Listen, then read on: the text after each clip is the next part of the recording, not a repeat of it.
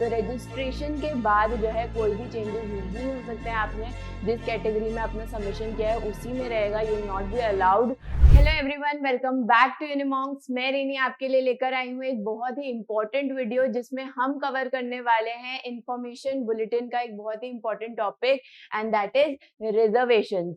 कि इस साल जो है एनटीए ने अपने इंफॉर्मेशन बुलेटिन में रिजर्वेशंस के रिगार्डिंग क्या गाइडलाइंस दी है और क्या रूल्स दिए हैं, तो इस वीडियो को एंड तक जरूर देखिएगा। So first is Indian nationals belonging to certain categories. तो इंडियन नेशनल्स जो इंडियन ओरिजिन के लोग हैं who are belonging to certain categories, that is OBC, NCL and general EWS, SC, ST are admitted under reserved seats as per Indian government rules।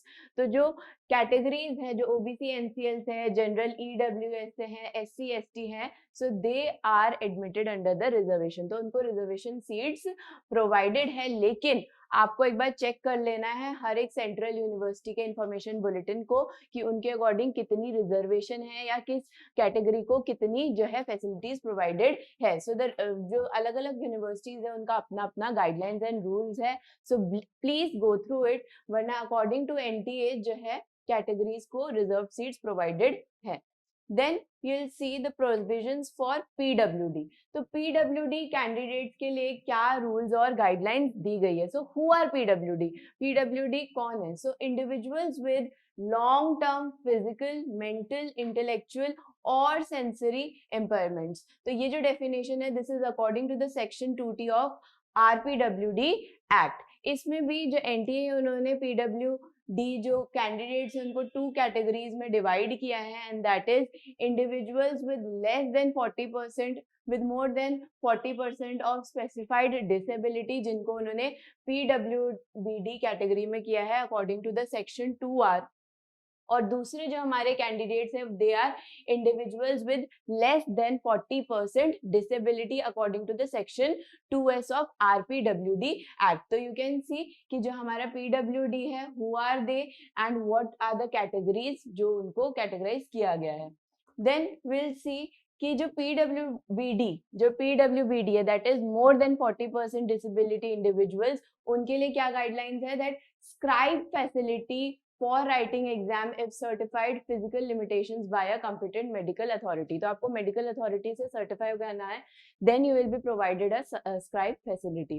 फिर उनको compensatory time भी दिया जाएगा। So you will be provided with a compensatory time, ठीक है, regardless of using a scribe, if you are using a scribe or not। अगर आप scribe use कर रहे हैं तब भी, अगर आप scribe नहीं use कर रहे हैं तब भी you will provided with a compensatory time। So NTA अगर आप रिक्वेस्ट करते हैं, अगर आप एप्लीकेशन भरते हैं, then NTA can also provide you a scribe, ठीक है। देन विल सी कि the persons with less than 40% disability, तो ऐसे कैंडिडेट्स जिनकी 40% लेस देन 40% डिसेबिलिटी है, they can also opt for scribe and they will also be provided with a compensatory time. तो उनको भी कंपनसेटरी टाइम दिया जाएगा। देन उसके बाद क्या इंपॉर्टेंट पॉइंट्स है जो आपको ध्यान में रखना है, that is reservation benefits are subject to document verification.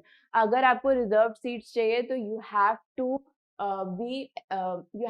Have documents. आपको जो है एकदम जेन्युइन डॉक्यूमेंट्स होने चाहिए, पूरे वेरीफाइड डॉक्यूमेंट्स होने चाहिए आपको, if you want to become eligible for reservation. अगर आप किसी भी फॉल्स डॉक्यूमेंट का यूज करते हैं, देन आपको एक्सक्लूड कर दिया जाएगा from the admission process. So please अपने डॉक्यूमेंट्स को अच्छे से वेरीफाई करवा लीजिए एंड अप टू डेट रखिए डॉक्यूमेंट्स को।